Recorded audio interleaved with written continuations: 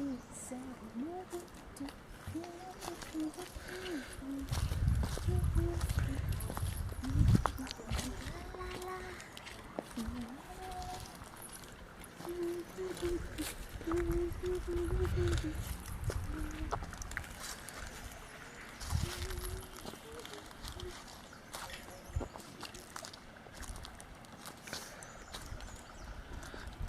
Bird watching century है।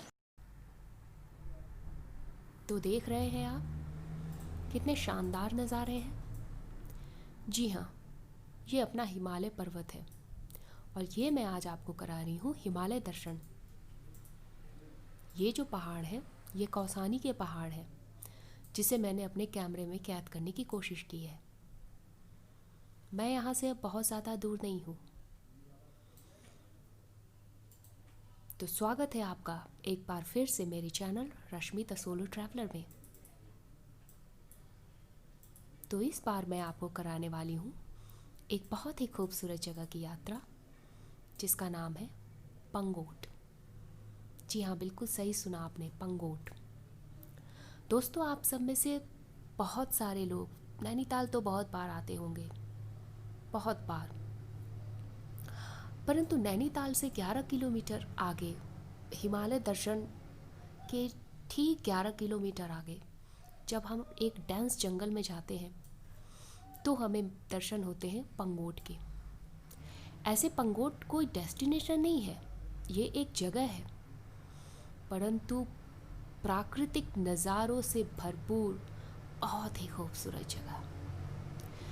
मैं जिसकी खूबसूरती की जितनी भी तारीफ़ करूं उतना कम होगा।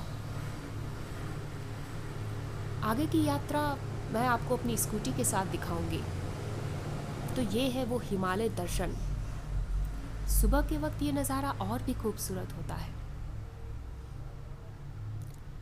तो चलिए, अब मैं तैयार हूँ हिमालय दर्शन से ठीक नीचे की तरफ जाने के लिए, पंगोट की तरफ जाने के लिए। और ये है पंगोट की जंगल। ये जो पेड़ है ना, जब आप यहाँ नज़दीक में आएंगे तो आप देखेंगे ये बिल्कुल गद्देदार हरे भरे पेड़ हैं। ये पहाड़ सूखे पहाड़ नहीं है, ये पहाड़ सबसे ज़्यादा हरे भरे पहाड़ है। तो अगर आप नैनीताल आए और आपने पंगोट की यात्रा नहीं की तो समझिए कि आप बहुत कुछ चूक गए। यहाँ पर ड्राइविंग में काफ़ी सावधानी रखनी पड़ती है क्योंकि ये जो सड़क है बहुत ही पतली है और सामने से अगर कोई गाड़ी आ जाए तो संभव नहीं है कि आप दोनों एक ही बार में क्रॉस कर जाएंगे। किसी एक को तो रुकना ही पड़ेगा और यही किया मैंने बार बार। वैसे 11 किलोमीटर की ये यात्रा कब समाप्त हो जाती है पता ही नहीं चलता। और वैसे भी इस यात्रा को समाप्त करने का तो कोई मन ही नहीं कर रहा था। मन बिल्कुल यही चाह रहा था कि ये जर्नी कभी समाप्त ही ना हो। इतने हरे भरे नज़ारे, जंगल, सूखे पत्ते, हरे पत्ते और उनमें से चलता हुआ ये धूप छाँव का ये जो खेल।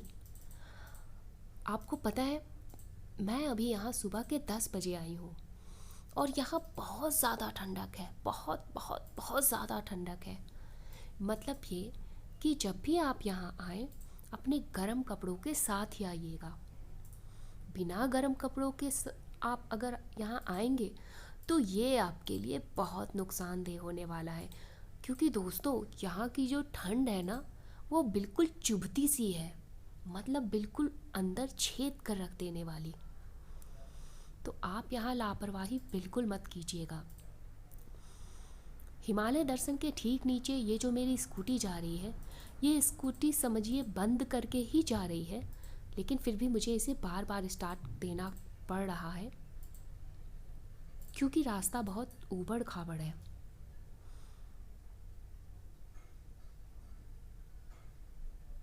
यहाँ की हरियाली सचमुच अद्भुत है।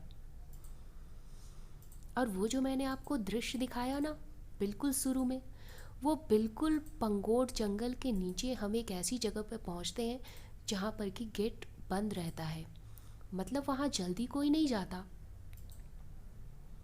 वहाँ एक छोटा सा तालाब था जहाँ पर हमने कुछ वीडियोस भी बनाए।